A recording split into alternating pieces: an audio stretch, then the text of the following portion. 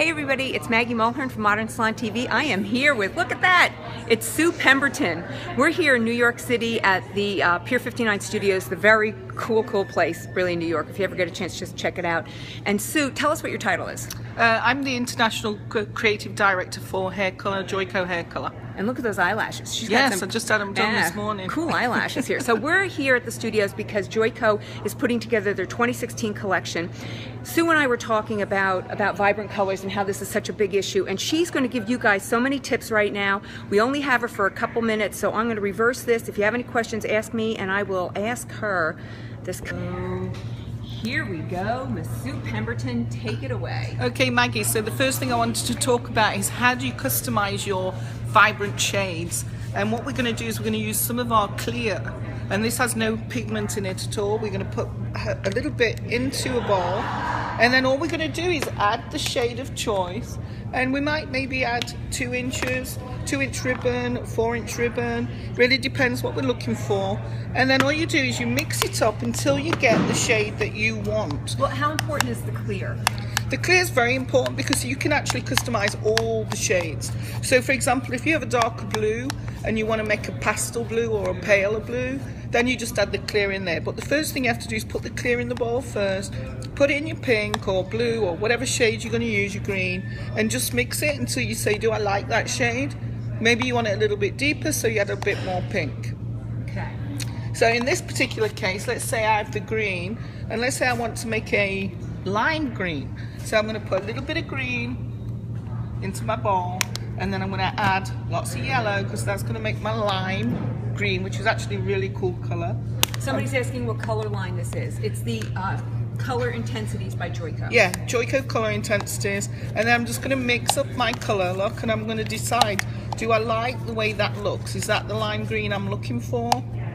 Is that the shade? Or do I want it more green, deeper, lighter? And all you're going to do is just keep adding until you get where you need to be.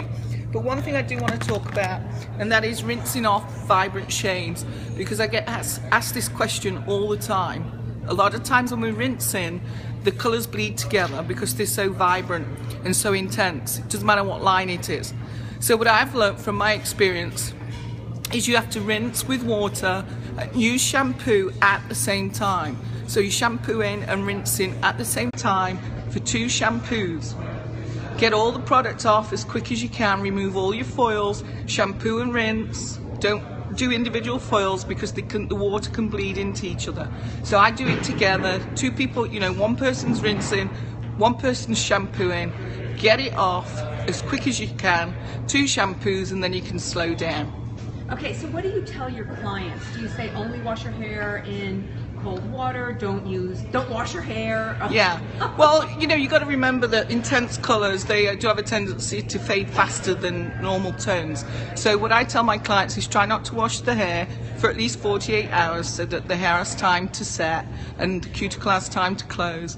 And then when they shampoo it for the first 2 times, you also have to explain to them that the hair color could bleed if they don't shampoo the hair properly. So what I tell the clients is get the water running, put the shampoo on at the same time the water is rinsing. After 2 shampoos or 2 times of showering, then you don't need to worry about it anymore. It's just those first 2 times. Okay, so while people are coming up with their questions, so many people are loving you, Sue. You would love the comments coming up here. Tell me what your favorite of all of these. Which is your favorite? Well, I'm a green girl. I love green. As you probably know if you've seen my work, I feel that out there's a lot of blue and green in our world, and I feel that why shouldn't it be in the colour world as well? So I'm into blues and greens, worn it myself, and they're kind of my favourites, blues, greens, but I'm into purples and pinks. I think a lot of times people have a tendency to not sure what combination or colour harmony to put together. And what I always say to people, if you're unsure, work around a colour wheel. So if you're going to use a yellow, work around, use an orange, orange, use a red, red, use a purple, and use your colour wheel to help you with colour harmony. Somebody just asked if you could create a pastel pink before our eyes.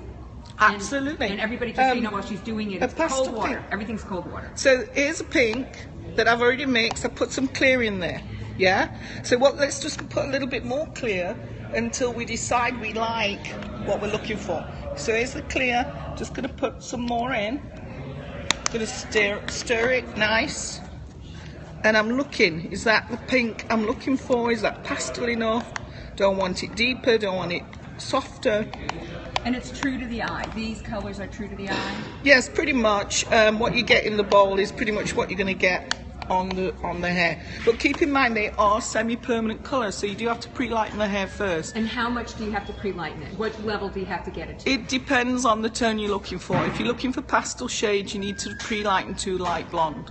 If you're looking for a green shade, a blue shade, a purple shade, you could actually pre-lighten to a level 8 yellow orange. Okay, what's your favorite tip for pre-lightening? Favorite tip? Oh, this is a good one, whoever asked that question. Favorite tip for pre-lightening is use a low volume. A lot of times people want to rush, they want to use a 40 volume, and I say no, you've got to keep the hair's integrity. What I find Verilight powder lightener with 10 volume is sufficient.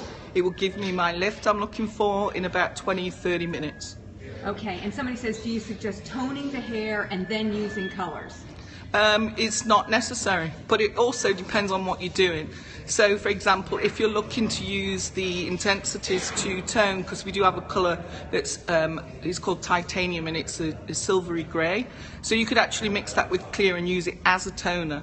But if you're just doing the intensities, lift to a yellow orange, you could follow with the green, the blue, the purple, the brighter pink, magenta, orchid. If you are looking for pastel shades, lift to that level 9. You do not need to tone first. Okay, somebody's saying their titanium sells out all the time. Somebody's been very patient in asking about conditioner instead of using clear. When would you use conditioner over the clear? Yeah, some companies do use conditioners to create their pastels. We have our clear, so we don't need to do that with a conditioner. Okay, are there any conditioning agents in your clear or in any in all the products actually there is conditioning agents. Okay, with it being a semi, how quick does it fade out? It depends on the tone you're using. So for example, if you use the yellow or you're making a toner, it's going to fade a lot faster because it's a lighter shade to begin with. But if you're using the green or the darker shades, the blue, then it will last a lot longer. So I would say, depending on how often the client washes the hair, a paler colour could last, 4, 5, 6 shampoos, but those darker colours, the greens, the blues, I would say could last you 2 to 3 weeks. Keep in mind, when you shampoo, it will fade every time you shampoo. It depends on, have you just pre-lightened and you're putting it on fresh pre-lightened hair, or are you putting it on hair that's faded from a colour you've previously done and now reapplying, which means it's going to last longer. All right, one question, it just disappeared, but about, do you rinse until the water runs clear before shampooing? No. You got to get that water. This is the way I do it. Works for me. Everybody's got their own tips and tricks, but for me, this is what I do. The water is rinsing and we're shampooing at the same time. We've got to get it off. So water and shampoo together, not separate. Okay, can you apply the red to a pre-lightened level 6, 7? Yes, you can. Okay. Absolutely. Alrighty, and I know you had promised this would only be a couple minutes. Thank you so much, Sue. Anybody, one last question. Does anyone know her Instagram name? She does? Yes, Sue Pemberton. You can find me everywhere. SuePemberton.com, Twitter, Facebook, all under Sue Pemberton. And Sue is the bomb, says stylist Ricardo F. Very cool. She is the bomb. Thank you. Thank you so much. Bye guys. Bye-bye.